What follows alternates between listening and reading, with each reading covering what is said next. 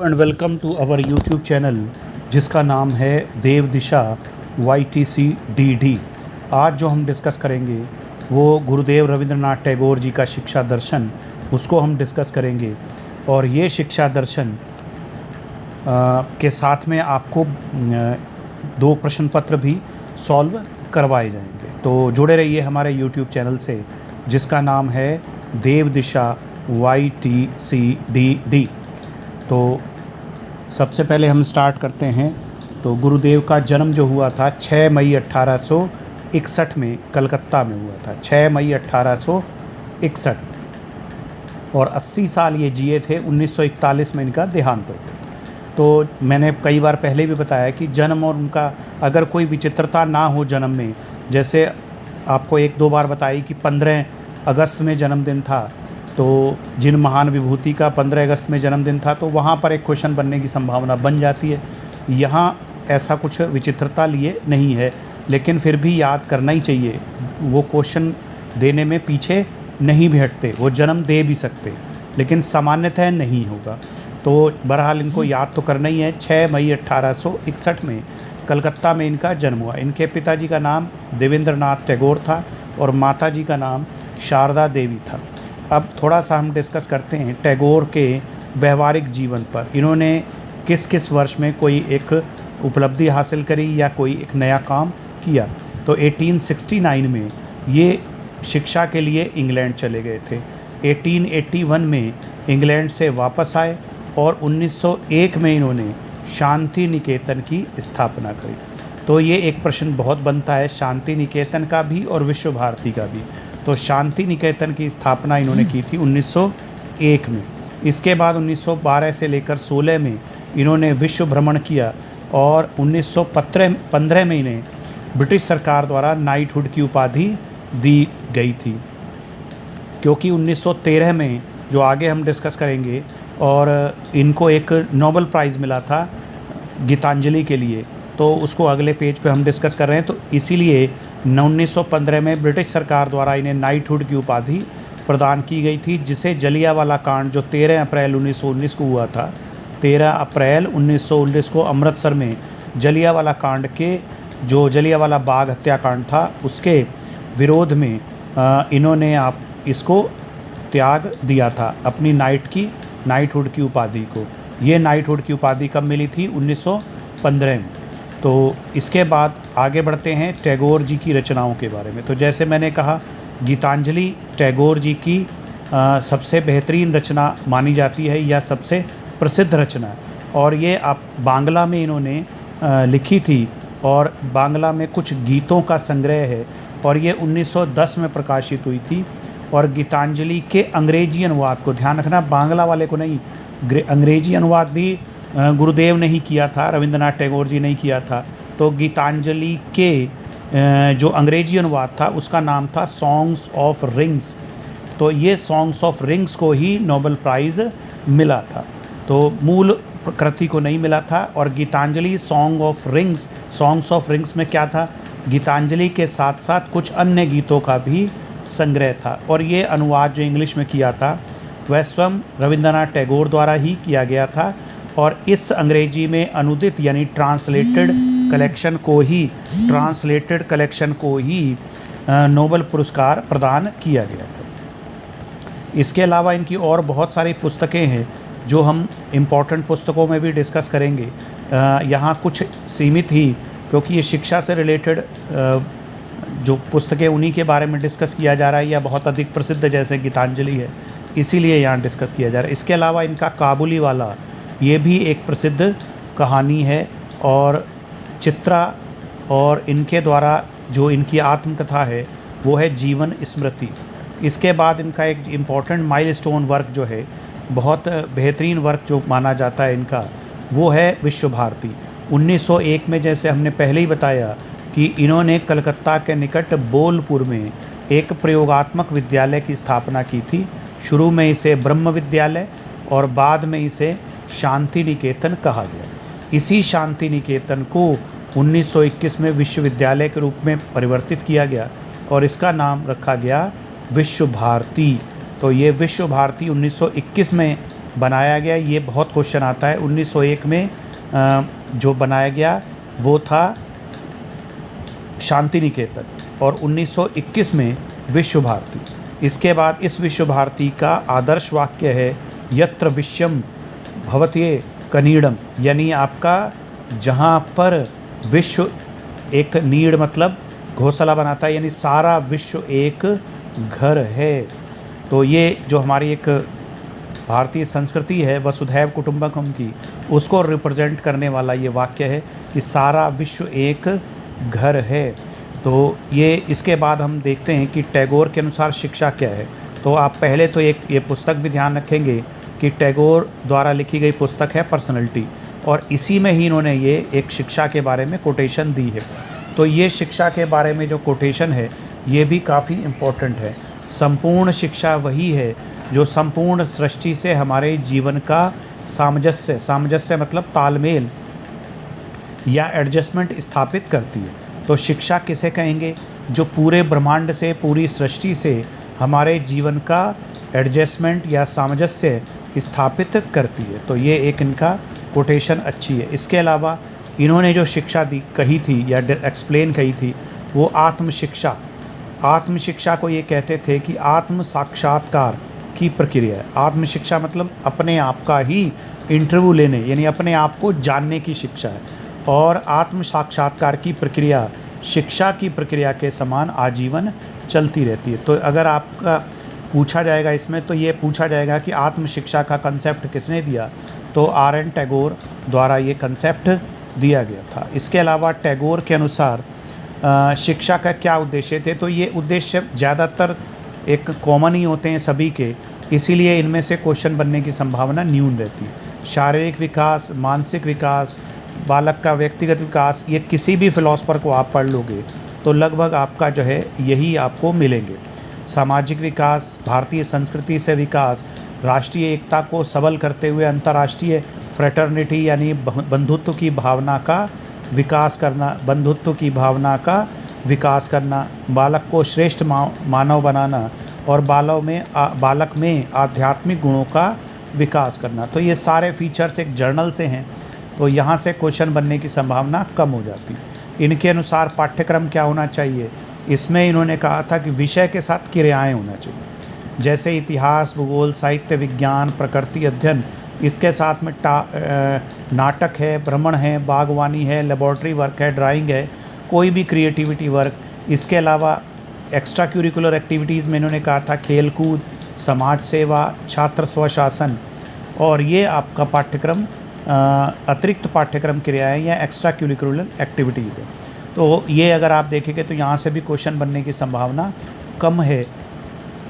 बाकी थोड़ा सा ये भी हो सकता है कि एक्स्ट्रा करिकुलर एक्टिविटीज़ पर किसने जोर दिया, लेकिन संभावना कम है, फिर भी याद रख सकते हैं। इसके बाद शिक्षण पद्धति है, तो इन्होंने कहा कि शिक्षण पद्धति रियलिटीज़ पर आधारित होनी चाहिए, वास्तविकता पर आधारित होनी चाहिए, जीवन से पूर्ण होनी चाहिए, स्व प्रयास व स्वचिंतन से सीखना चाहिए, क्रिया द्वारा सीखना चाहिए, भ्रमण द्वारा सीखना चाहिए और वाद विवाद व प्रश्नोत्तर विधि द्वारा सीखना चाहिए। तो अगर आप देखेंगे यहाँ से भी सब जर्नल्स ही चीज़ें हैं, क्वेश्चन बनने की संभावना कम है।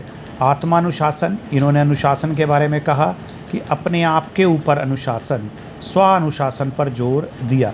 इनका ये कथन महत्वपूर्ण हो सकता है, अनुशासन ना तो अंधी आज्ञाकारिता है और ना ही बाह्य व्यवस्था। तो ये एक इम्पॉर्टेंट लाइन हो सकती है, ये आप याद रख सकते हैं कि ये किसने कहा था। तो ऐसे क्वेश्चन भी आ जाते हैं और यही क्वेश्चंस मेरिट बनाते हैं। आगे लिख रखा है टैगोर के शिक्षा दर्शन का योगदान। तो टैगोर का जो शिक्षा दर्शन था उसमें उन्होंने शिक्षा योजना में आध्यात्मिक और भौतिक दोनों तत्वों का समावेश किया था। यानी इस तरह से उनका जो शिक्षा थी वो काफ़ी व्यापक थी और भारतीय संस्कृति का विस्तार, विश्वव्यापी शिक्षा का प्रतिपादन व प्रसार। तो इन्होंने जो फ्रेटर्निटी और पीस यानी विश्व बंधुत्व और विश्व शांति के विचार को साकार रूप करने के लिए आप जानते ही है 1921 में विश्व भारती की स्थापना की थी। और शिक्षा में प्रकृति को महत्व दिया, यानी ये प्रकृतिवादी थे और प्रकृति की गोद में ही शिक्षा देने को प्रमुखता देते थे। सौंदर्य के साक्षात्कार की शिक्षा देना, क्योंकि रविंद्रनाथ टैगोर जो थे वो आपका संगीत के भी विशेषज्ञ थे। आप अगर देखेंगे तो उनके नाम पर ही एक संगीत की शैली सी विकसित हो रखी है जिसको रविंद्र गान कहते हैं या रविंद्र संगीत शैली।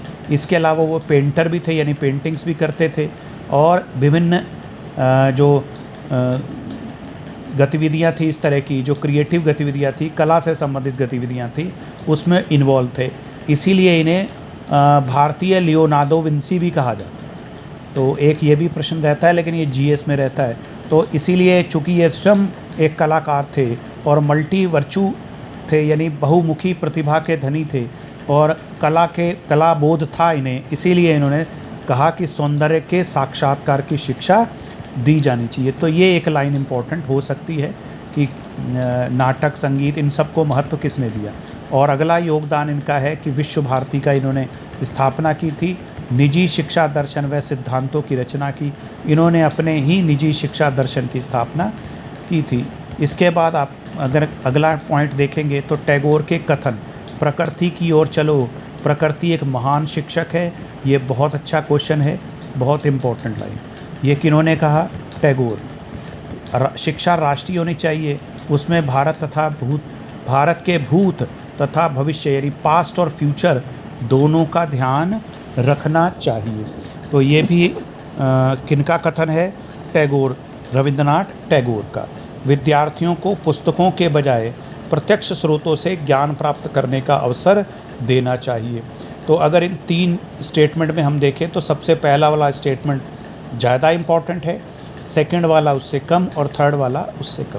लेकिन ये स्टेटमेंट काफ़ी अच्छे हैं, और अगर ये स्टेटमेंट पे क्वेश्चन बनते होते हैं किसी के भी व्यक्ति, इसीलिए हम स्टेटमेंट हर विचारक के बाद उनके स्टेटमेंट ज़रूर इम्पोर्टेंट डिस्कस करते हैं, क्योंकि अगर किसी पेपर को टफ बनाना होता है तो वो विचारकों, जो ये शिक्षा विचारक हैं, इनके कोटेशंस, इनकी उक्तियाँ, इनके कथनों पर भी प्रश्न बना देते हैं। और 1-2 प्रश्न तो इनके कथनों पर आने ही हैं, चाहे जॉन डीवी के, चाहे अरस्तू के, चाहे किसी न किसी का एक का कथन। इसीलिए हर वीडियो में हमने कथन वाला टॉपिक ज़रूर डिस्कस किया।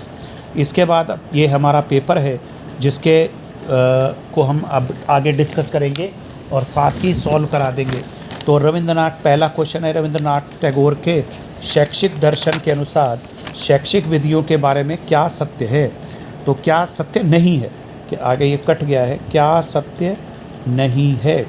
तो शिक्षण विधि, पहला ऑप्शन है, शिक्षण विधि वास्तविकता पर आधारित होनी चाहिए। ये हमने अभी डिस्कस की ही है, शिक्षण विधि वास्तविकता पर आधारित होनी चाहिए, कथन सत्य है।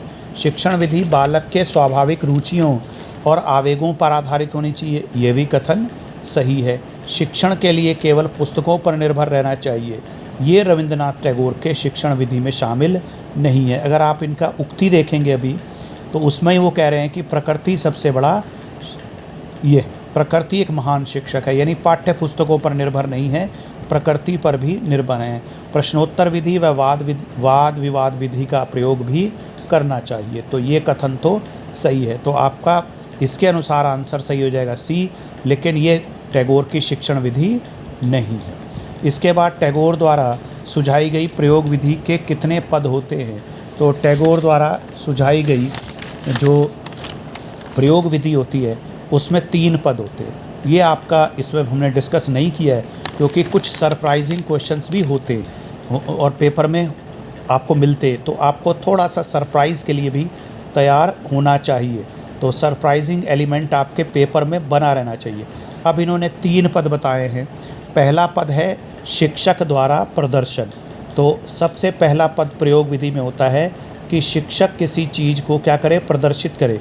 जैसे फॉर एग्ज़ाम्पल हमने कोई एनिमल दिखा दिया, कोई मैप में दिखा दिया, भूगोल हम पढ़ा रहे हैं तो मैप में दिखा दिया। इसके बाद दूसरा स्टेप होता है अनुसरण, यानी पहला हो गया प्रेजेंटेशन, शिक्षक ने प्रेजेंटेशन कर दिया, अब छात्रों द्वारा अनुसरण कर दिया गया। अनुसरण मतलब इसका इमिटेशन कर दिया, यानी उसको अनुसरण कर लिया, जो उन्होंने सिखाया है, प्रदर्शित किया है, उसको मान लिया, उसको करने लगे। और तीसरा होता है अभ्यास। अभ्यास मतलब आप जानते हैं किसी चीज़ को बार बार करने को हम अभ्यास कहते हैं। अब जो शिक्षक ने यहाँ प्रेजेंट किया है उसको अनुसरण किया और उसका बार बार अभ्यास किया। तो ये 3 स्टेप प्रयोग विधि में होते हैं। अब अगला लिख रखा है टैगोर के अनुसार अनुशासन है। तो टैगोर के अनुसार अनुशासन होता है आंतरिक, ना तो थोपा हुआ, ना दंड दे के, ना पुरस्कार से। तो आंतरिक अनुशासन पर महत्व दिया था। रविंद्रनाथ टैगोर जी का जन्म किस वर्ष हुआ था?